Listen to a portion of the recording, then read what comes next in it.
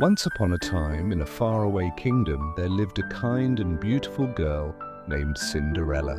She lived happily with her loving father until he passed away, leaving her in the care of her cold-hearted stepmother and two vain stepsisters, Anastasia and Drizella. Driven by jealousy of Cinderella's natural grace and goodness, they treated her like a servant in her own home. She was forced to do all the cooking, cleaning, and heavy chores, often ending her long days covered in cinders from the fireplace, which is how she earned her nickname. Despite her hardships, Cinderella remained patient and hopeful, finding friendship in the small birds and mice that lived around the house. One exciting day, an invitation arrived from the royal palace.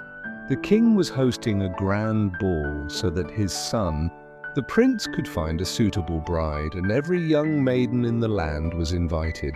Cinderella's heart leaped with joy at the thought of attending, but her stepmother gave her an impossible list of chores, and her stepsisters cruelly tore apart the simple dress she had tried to fix. As the carriage pulled away with her stepfamily dressed in finery, Cinderella ran to the garden and wept, feeling that her dreams of happiness would never come true.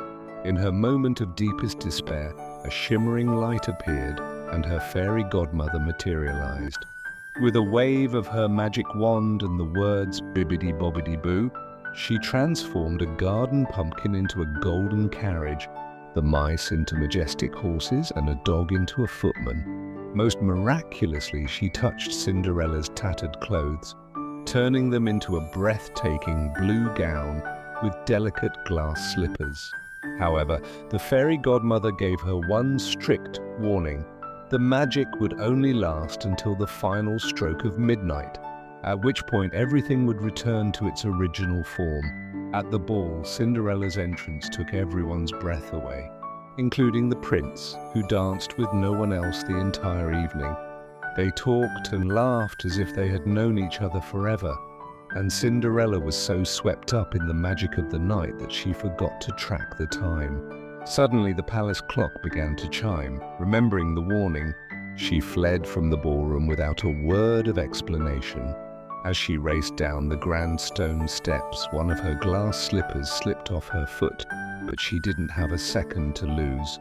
By the time she reached the bottom of the hill, the carriage had turned back into a pumpkin, and she was in her rags once again, left with nothing but a single glass slipper and a memory.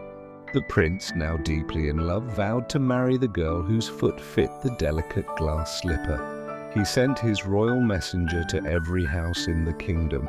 When they arrived at Cinderella's home, the two stepsisters tried desperately to squeeze their feet into the shoe, but it was far too small.